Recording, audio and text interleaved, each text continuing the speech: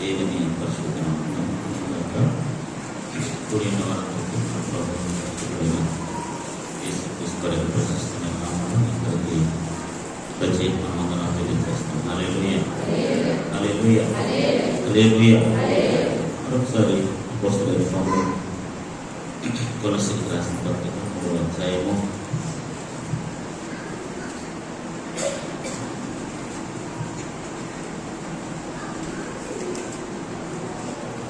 15-16-17 వచనాలను మరొకసారి చదువుకుందాం. క్రీస్తు అనుగ్రహించు సమాధానము మీ హృదయములలో ఏలుచుండనీయండి. ఇందుకొరకే మీరు ఒక శరీరముగా పిలువబడితిరి మరియు కృతజ్ఞులై ఉండండి. 16వ వచనాన్ని మనం చూసినట్లయితే సంగీతముతోను కీర్తనలతోను ఆత్మ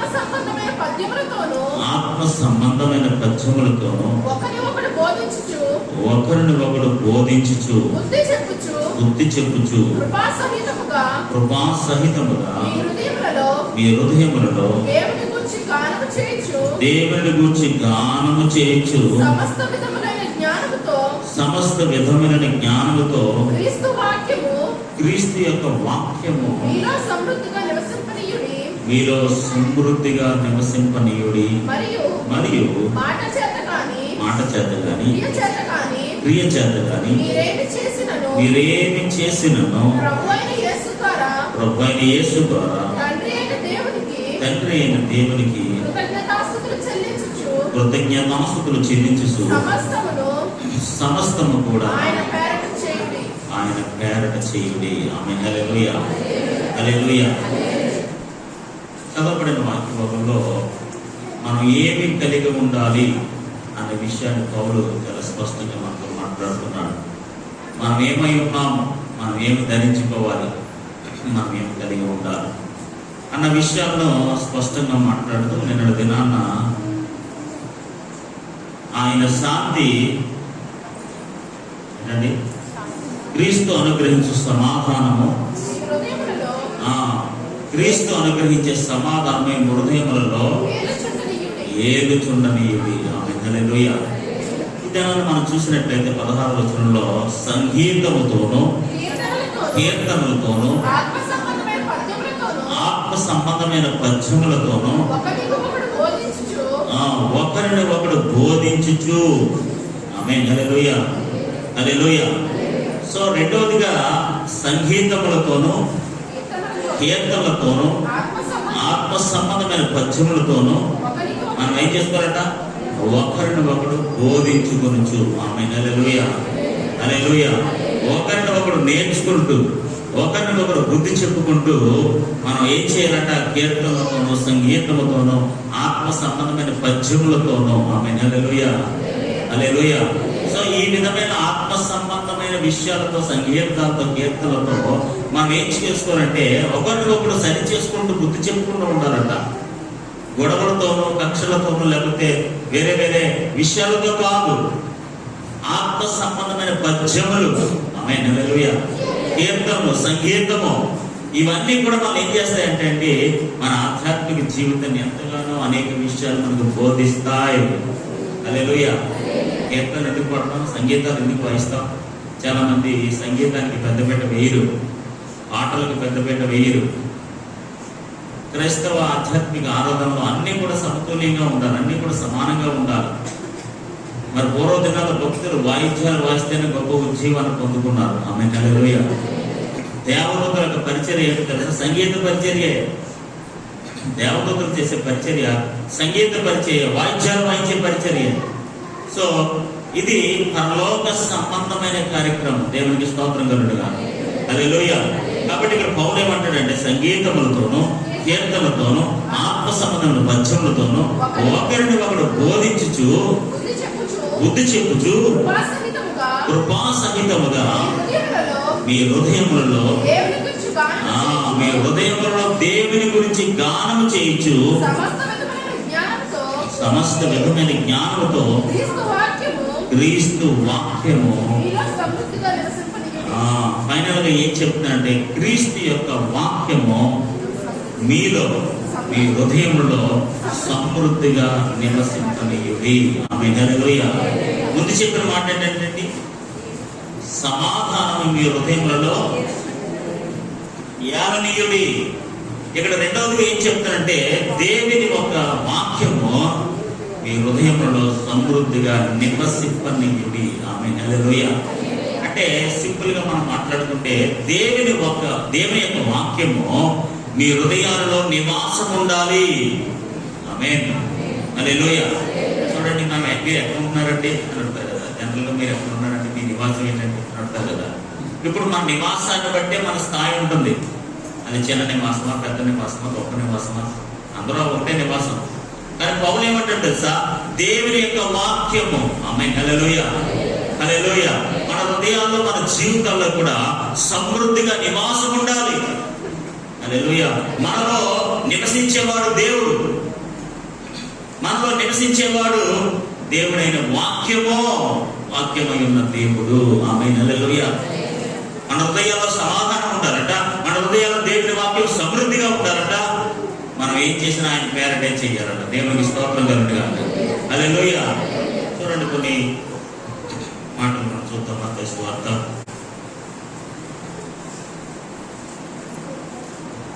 13వ అధ్యాయము. మత్తయి సువార్త 13వ అధ్యాయం.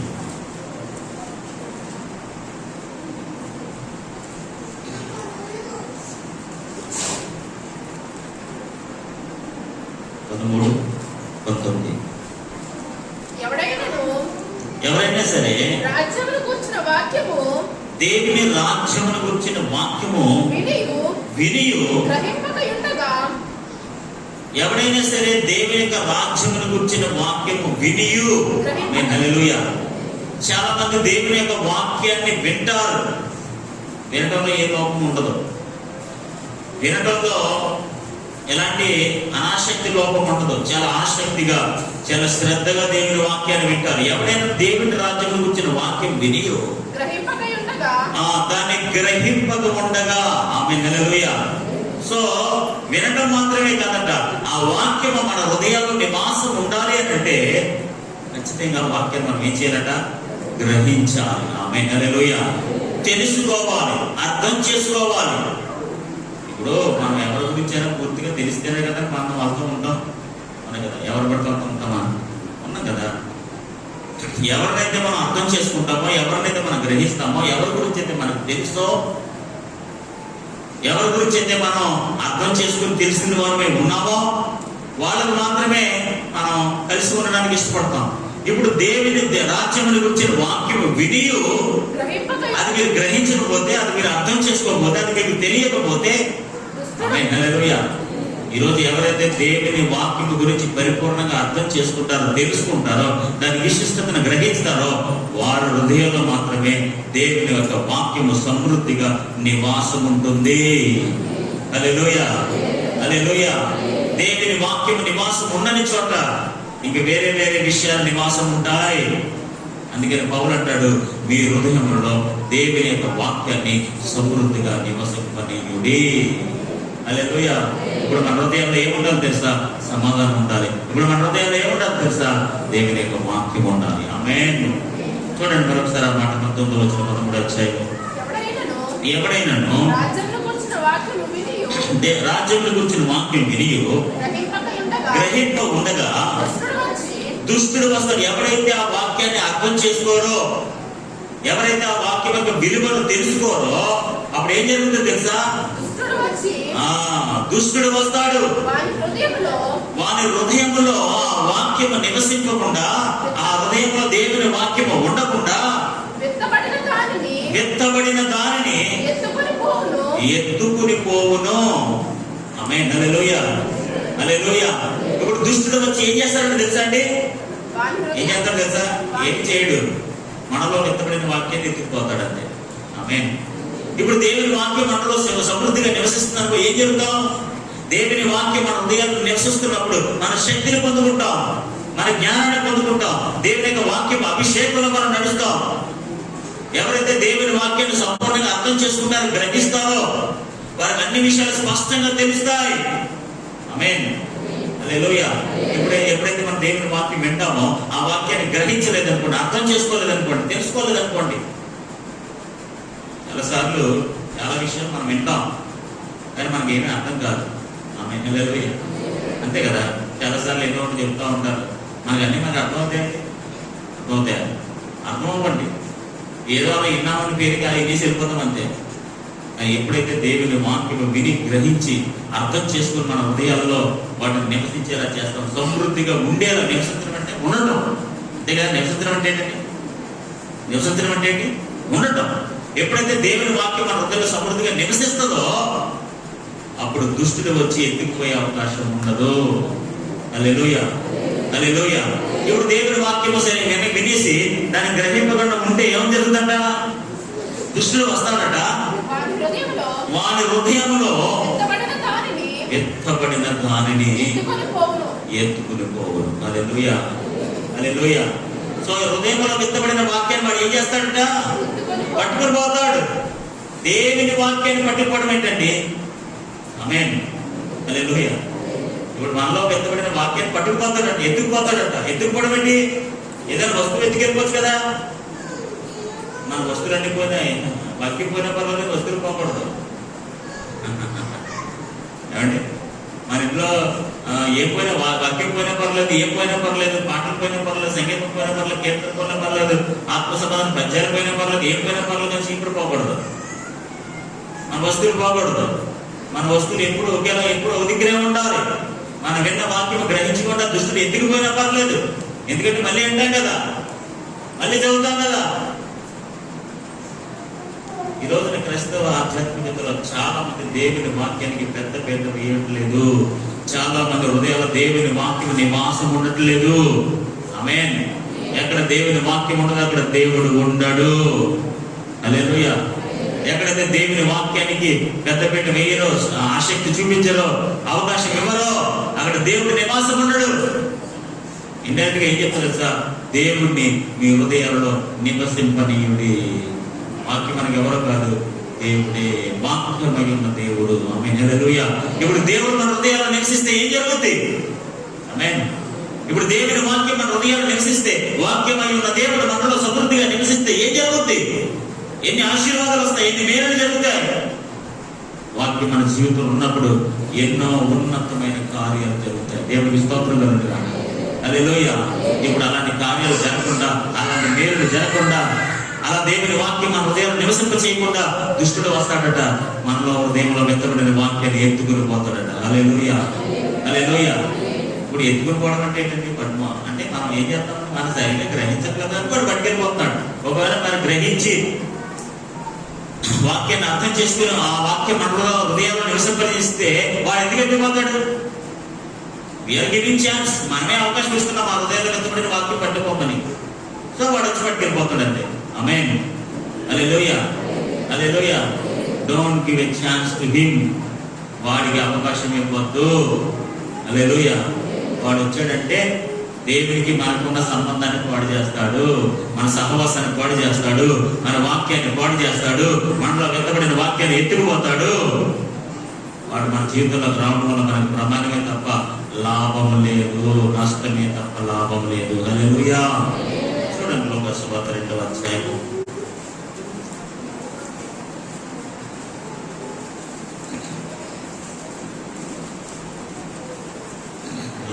లోకాసు సువార్త 2వ అధ్యాయం.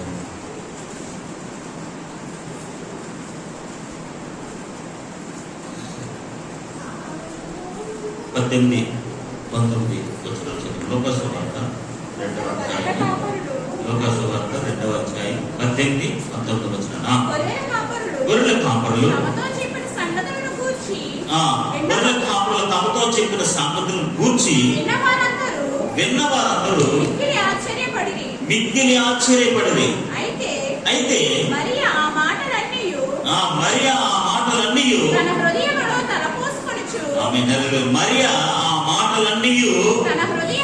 మాటలన్నీ అంటే ఆ వాక్యములన్నీ, ఆ సమాచారం అంతయు, ఆ దేవుని విషయాలన్నీ కూడా తమ హృదయములో తలపోసుకొనుచు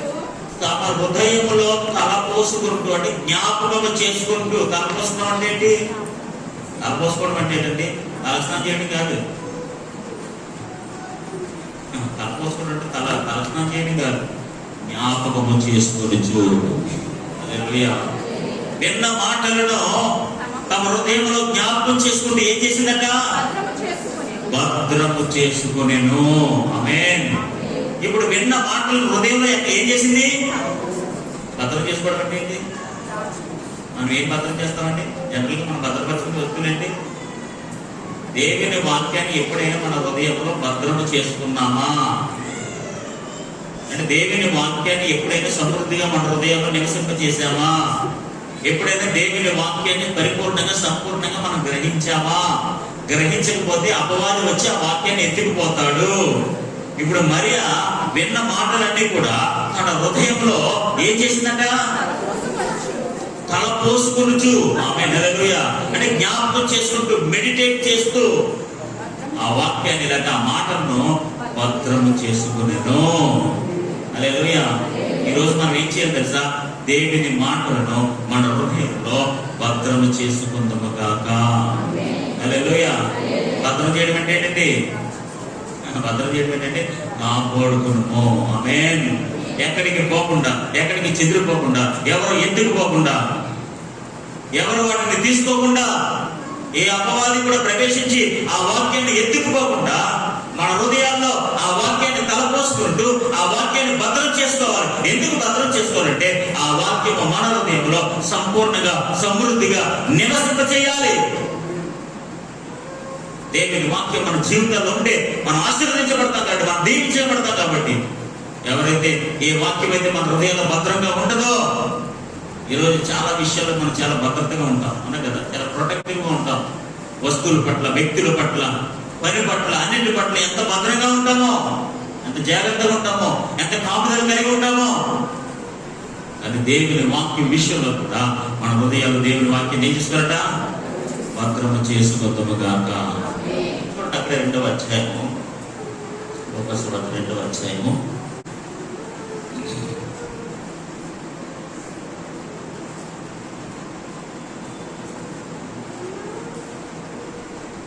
49, 50, 51.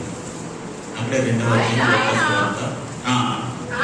ఆయన మీరేలా నన్ను వెతుకుచుంటిరి, నేను నా తండ్రి పనుల మీద నుండవలనని మీరెరుగురా? మీరు తెలీదా? మీరు ఎరుగురా అని వారితో చెప్పాను.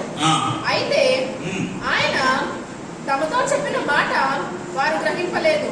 అంతటా ఆయన వారితో కూడా బయలుదేరి నజరేతునకు వచ్చి వారికి లోబడి ఉండెను. ఆయన తమతో చెప్పిన మాట వారు గ్రహింపలేదు. అయితే ఆయన తమతో చెప్పిన మాటను వారు గ్రహించలేదు. ఓకే. అంతటా ఆయన వారితో కూడా బయలుదేరి నజరేతునకు వచ్చి వారికి లోబడి ఉండెను. ఆయన తల్లి, ఇది మనకు కావాల్సిన వాక్యం. ఆయన తల్లి ఈ సంగతులన్నిటినీ విని తమ హృదయంలో భద్రము చేసుకొనెను. హల్లెలూయా. ఇంతకుముందు భద్రం చేసుకుంటే ఎవరు? అంతమందినే. దేవునికి స్తోత్రం కలుగును గాక. హల్లెలూయా. ఇప్పుడు మరియకున్న మంచి ఉన్నతమైన లక్షణం ఏంటి తెలుసా? దేవుని సంగతులను తన హృదయంలో భద్రము చేసుకునే సహోదరి. ఆమేన్. హల్లెలూయా. హల్లెలూయా. ఇప్పుడు దేవుని వాక్యాన్ని గ్రహించడం మాత్రం కాదు, దేవుని వాక్యం సమృద్ధిగా నివసింప చేయడమే కాదు, దేవుని వాక్యము మన హృదయంలో భద్రముగా ఉంచుకోవాలి. హల్లెలూయా. హల్లెలూయా. ఎందుకు భద్రంగా ఉంచుకోవాలి? ఎందుకు వాటిని కాపాడుకోవాలి? ఎందుకు మన హృదయాన్ని నివసింప చేయనివ్వాలి? ఎందుకు వాటిని మనం గ్రహించాలి అంటే అపవాది వస్తాడు. ఆ విత్తబడిన వాక్యము, మన విన్న వాక్యము మన హృదయాల నుంచి ఎత్తుకుని పోతాడు. దేవునికి స్తోత్రం కలుగును గాక. ఈరోజు మనము దేవుని వాక్యాన్ని మన హృదయంలో భద్రము చేసుకుందాము గాక, గ్రహించుదుము గాక, సమృద్ధిగా నివసింప చేయుదుము గాక. హల్లెలూయా. హల్లెలూయా. కీర్తన గ్రంథము 37వ కీర్తన.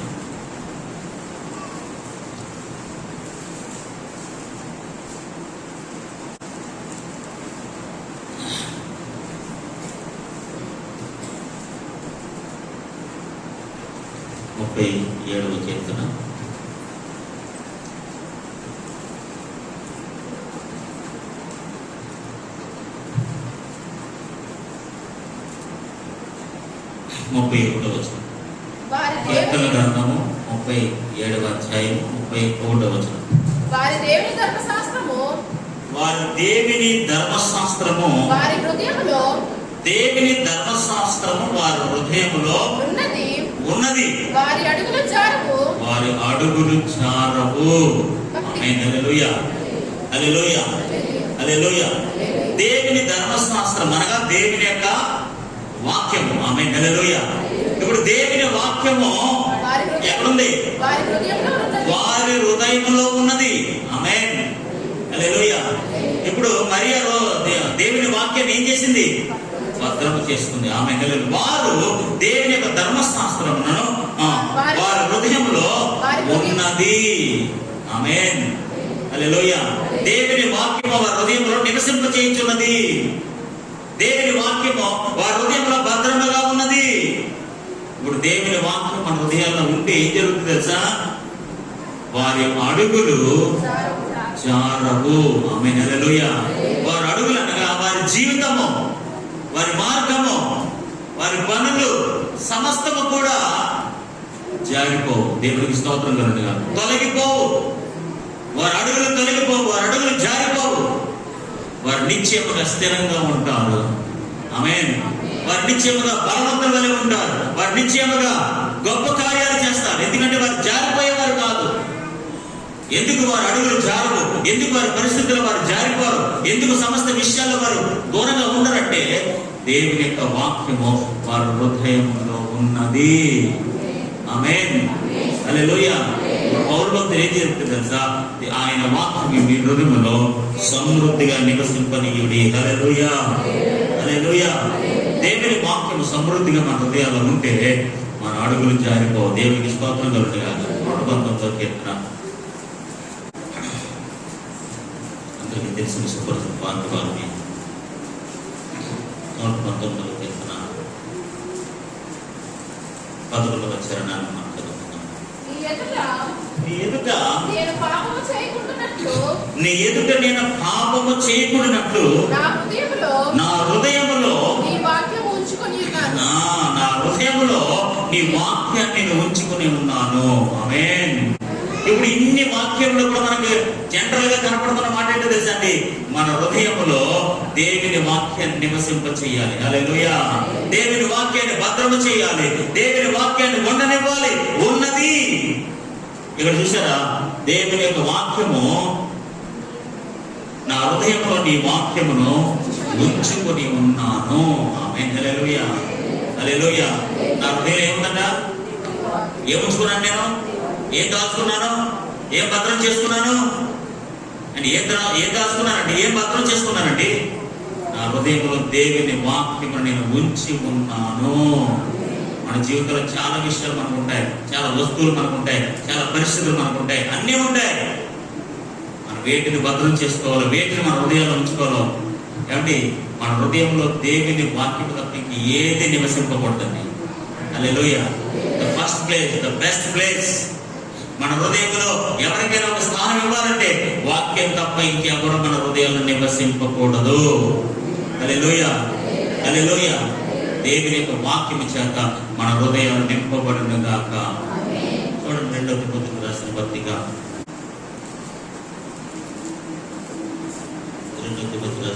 3వ అధ్యాయం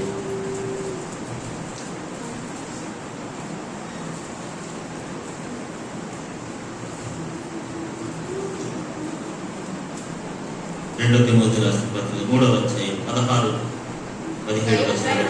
దైవజనుడు సన్నద్ధుడై ప్రతి సత్కార్యమునకు సంపూర్ణంగా సిద్ధపడి ఉండినట్లు దైవావేశము కలిగిన ఇన్స్పిరేషన్, ఇంగ్లీష్ చాలా బాగుంటుంది. Inspiration of the word of God. దైవావేశము కలిగిన ప్రతి లేఖనమును, హల్లెలూయా, ప్రతి లేఖనమును, ప్రతి వాక్యమును ఉపదేశించడానికి, ఖండించడానికి, తప్పుదిద్దుటకును, నీతి యందు శిక్ష చేయుటకు ప్రయోజనకరమై ఉన్నది. The last word is very important. దేవుని లేఖనంలో ప్రతి దానికి ఏమైందని తెలుసా? ప్రయోజనకరమై ఉన్నది. అంటే మనం ఇక్కడ నేర్చుకోవాల్సిన మాట ఏంటి తెలుసా? దేవుని వాక్యము ప్రయోజనకరమైనది. ఆమేన్. హల్లెలూయా. ఉపయోగకరమైనది, మేలుకరమైనది, మన జీవితంలో ఖచ్చితంగా ఉండవలసినది. ఈ రోజున దేవుని వాక్యం మన హృదయంలో భద్రంగా ఉండడం కాక. ఆమేన్. అది ఎంతో ప్రయోజనకరమైనది. దిద్దడానికి, సరిచేయడానికి, లేఖనాన్ని చదవడానికి, లేకపోతే సరిచేయడానికి, సరిదిద్దడానికి, ప్రతి కార్యక్రమానికి దేవుని వాక్యము ఎంతో ప్రయోజనకరమై ఉన్నది. దేవునికి స్తోత్రం కలుగును గాక. ఈరోజు ఆ ప్రయోజనకరమైన వాక్యాన్ని మన హృదయంలో భద్రము చేసుకోవాలి.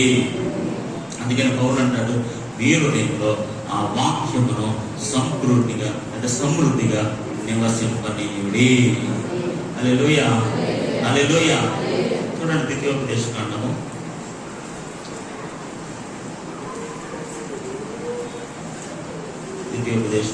6వ అధ్యాయం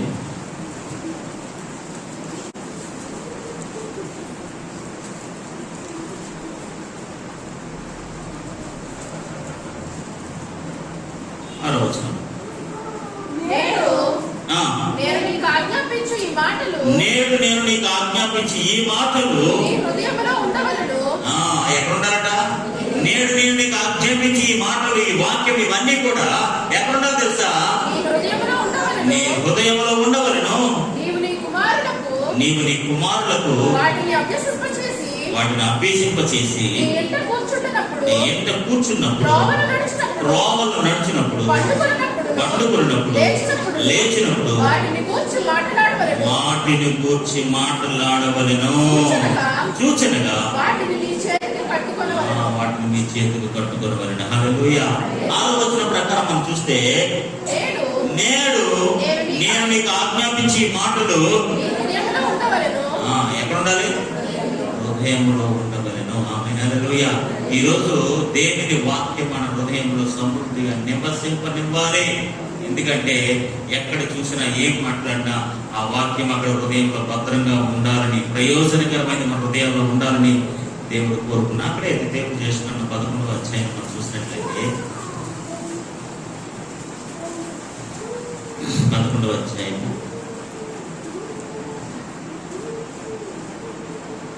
18వ వచనం. ద్వితీయోపదేశకాండము 11వ అధ్యాయం 18వ వచనం. కాబట్టి మీరు ఈ నా మాటలను మీ హృదయంలోనూ మీ మనస్సులోనూ ఉంచుకొని వాటిని మీ చేతుల మీద సూచనలుగా కట్టుకొనవలెను. అవి కన్నుల నడుమ భాషకములుగా ఉండవలెను. ఆమేన్. హల్లెలూయా. కాబట్టి మీరు నా మాటలు మీ హృదయంలోనూ మీ మనసులోనూ ఉంచుకోవాలి. ఆమేన్. హల్లెలూయా. ఇప్పుడు దేవుని మాటలు ఎక్కడ ఉండాలి తెలుసా? హృదయంలోనూ మనసులోనూ మనం నివసింపనేయాలి, ఉంచుకోవాలి, భద్రం చేసుకోవాలి. ఆమేన్. హల్లెలూయా, హల్లెలూయా. ఈ వాక్యము నా హృదయంలో ఉంచుకొని ఉన్నాను, అది నాకెంతో ప్రయోజనకరంగా ఉంది. ఈరోజు దేవుని బిడ్డలారా, మనం ఏం కలిగి ఉండాలంటే, పౌరభక్తులు ఏం కలిగి ఉండాలని కోరుకుంటాడంటే, మన హృదయాల్లో సమాధానం పరిపాలన చేయాలని కోరుకుంటున్నాడు. హల్లెలూయా. అంత మాత్రమే కాదు, మన హృదయాల్లో దేవుని వాక్యము సమృద్ధిగా నివసింపనీయుడి. ఆమేన్. హల్లెలూయా. రాసిన పత్రిక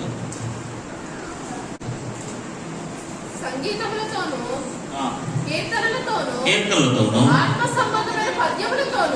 సంబంధమైన పద్యములతోనూ ఒకరినొకడు బోధించుచు బుద్ధి చెప్పుచు కృపాసహితముగా మీ హృదయములలో దేవుని గురించి గానము చేయుచు సమస్త విధమైన జ్ఞానముతో క్రీస్తు వాక్యము మీలో, ఆమేన్. హల్లెలూయా, మీ హృదయములో, మీ మనస్సులో, మీలో సమృద్ధిగా నివసింపనీయుడి. ఆమేన్. ఈరోజు దేవుని వాక్యము మన హృదయాల్లో, మన మనస్సుల్లో సమృద్ధిగా నివసించునుగాక.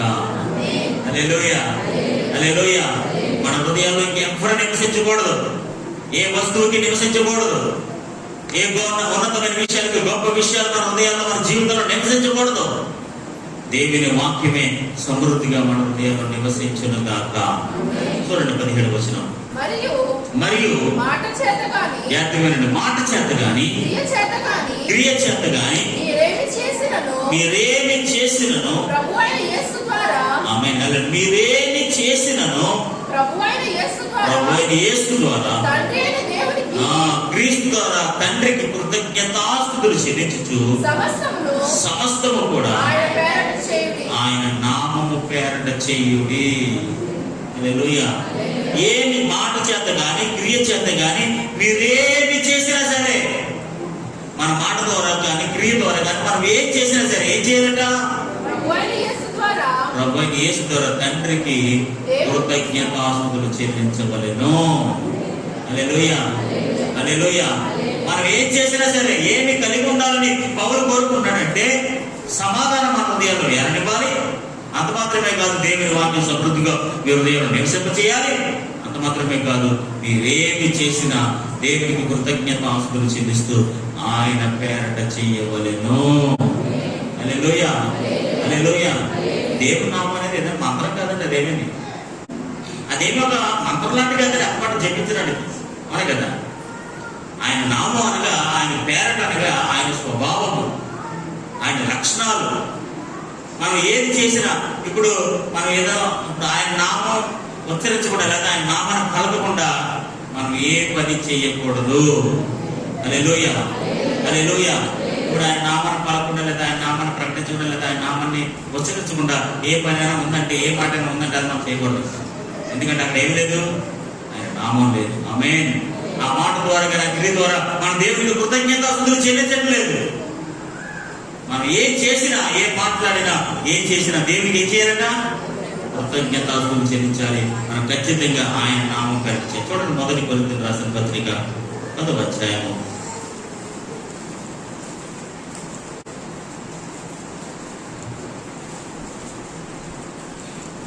1 కొరింథీయులకు రాసిన పత్రిక 10వ అధ్యాయం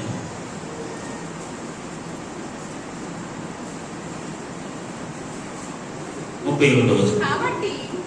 1 కొరింథీయులకు రాసిన పత్రిక 10వ అధ్యాయం 31వ వచనం. కాబట్టి మీరు భోజనము చేసినను, పానము చేసినను, ఏమి చేసినను సమస్తమును దేవుని మహిమ కొరకు చేయుడి. హల్లెలూయా. మనం ఏం చేసినా, కనీసం భోజనం చేసినా, పానము చేసినా, మీరేమి చేసినా సరే సమస్తం కూడా దేవుని మహిమ కొరకు చేయండి. ఆమేన్. హల్లెలూయా. ఇప్పుడు మీరు ఏదైనా ఒక మాట మాట్లాడినా, లేదా ఒక చర్య చేసినా, భోజనం చేసినా, పానం చేసినా, ఏం చేసినా సరే ఆ క్రియ ద్వారా, మాట ద్వారా, పని ద్వారా దేవునికి మహిమ వచ్చును గాక. ఎప్పుడు ఆయన నామానికి మహిమ వస్తుందంటే ఆయన నామాన్ని ఉచ్చరించి చేసినప్పుడు. ఆమేన్. ఆయన నామం పేరట చేసినప్పుడు. ఇప్పుడు ప్రార్థన ఏ నామంలో చేస్తామంటే, ఇప్పుడు అపోస్తలులు కానీ శిష్యులు కానీ వీళ్ళందరూ కూడా ఏ నామం పేరు దెయ్యాలు వెలగొట్టారు? ఏమంటే పేతురు, యోహాను దేవాలయం దగ్గర ఉన్నప్పుడు ఆ నడవలేని వాడిని ఏమన్నారంటే, నజరేయుడైన యేసుక్రీస్తు నామంలో లేచి నడు అన్నారు. కానీ మా దగ్గర పవర్ ఉంది, నువ్వు లేచుకో అని అన్నారా? ఇప్పుడు వాడిని లేవనెత్తడానికి, లేకపోతే వాడిని బాగు చేయడానికి, లేదా వాడిని స్వస్థపరచడానికి ఏ నామం వాడారు అంటే, ఏ నామం వాడారండి? యేసు నామమును వాడారు. ఎప్పుడైతే యేసు నామాన్ని వాడారో అక్కడ ఏం జరుగుతుంది తెలుసా? గొప్ప అద్భుతం జరిగింది. ఆమేన్. గొప్ప స్వస్థత జరిగింది, గొప్ప విడుదల జరిగింది, గొప్ప మహిమ వచ్చింది. ఈ రోజున దేవుని బిడ్డలారా, ఎప్పుడైతే ఆయన నామాన్ని మనం ఉచ్చరిస్తామో, లేదా ఆయన నామాన్ని ఉపయోగిస్తామో ఖచ్చితంగా మన జీవితంలో అద్భుతం జరుగుతుంది. మీరు ఏం కావాలని ఆయన నామం పేరు అడగండి. ఆమేన్. నీ నామమును మాకు దయచేయండి ప్రభా, నీ నామమును మాకు అనుగ్రహించండి ప్రభా, నీ నామం పేరు అడుగుతున్నాం ప్రభా. శిష్యులు ఈ ప్రార్థన చేసిన, ఏమి అడిగినా యేసు నామములో అడుగుతున్నాము. ఆమేన్. హల్లెలూయా. యేసు నామములో విడుదల, యేసు నామములో స్వస్థత. మా దగ్గర వెండి బంగారం లేవు. ఆమేన్. హల్లెలూయా. నీకు ఇవ్వడానికి మా దగ్గర వెండి బంగారం లేవు. మేము కలిగి ఉన్నదే నీకు ఇచ్చుచున్నాము. ఆమేన్. మేము కలిగి ఉన్నదే నీకు ఇస్తున్నాం. ఏంటి మేము కలిగి ఉన్నది? మేమేం కలిగి ఉన్నాం మా జీవితాల్లో? ఈరోజు మన జీవితంలో ఏం కలిగి ఉన్నాం తెలుసా? ఆయన నామాన్ని కలిగి ఉందుముగాక. హల్లెలూయా. మా దగ్గర వెండి బంగారం లేవు, బట్ట వైడీరాలు లేవు, సంపద లేదు, డబ్బులు లేవు నీకు ఇవ్వడానికి. అవన్నీ ఇస్తే కూడా బాగుపడతాడండి. వాడు బాగుపడతాడా? ఆమె బాగుపడతాడండి. బాగుపడండి. ఇంకా ఆ స్థితి అలాగే ఉంటుంది. వీళ్ళు ఏమన్నా తెలుసా? అవి ఏమి మా దగ్గర లేవు. హల్లెలూయా. మా దగ్గర ఒకటి ఉంది. మా దగ్గర ఒక నామం ఉంది. ఆమేన్. మా దగ్గర ఆయన స్వభావం ఉంది, ఆయన లక్షణం ఉంది, ఆయన శక్తి ఉంది, ఆయన ప్రభావం ఉంది. దేవుని బిడ్డలారా, ఎవరైతే ఆయన నామాన్ని పలుకుతారో, ఉచ్చరిస్తారో, ప్రకటిస్తారో వారందరూ దీవించబడతారు. Hallelujah. Use his name for his glory. ఆయన మహిమ కొరకు ఆయన నామాన్ని పలకండి, ఆయన నామాన్ని ఉచ్చరించండి. ఎవరైతే ఆయన నామంలో అడుగుతారో ఖచ్చితంగా గొప్ప స్వస్థతను, విడుదలను పొందుకుంటారు. హల్లెలూయా. హల్లెలూయా. కాబట్టి దేవుని బిడ్డలారా, మనం ఏం కొలొస్సీయుల రాసిన పత్రికలకు వచ్చేద్దాం. మరొకసారి 17వ వచనం చదువుకుందాం. మరియు మాట చేత కానీ క్రియ చేత కానీ మీరేమి చేసినా సరే తండ్రి అయిన దేవునికి కృతజ్ఞతాస్తుతులు చెల్లించుచు సమస్తము కూడా ఆయన నామము పేరట చేయుడి.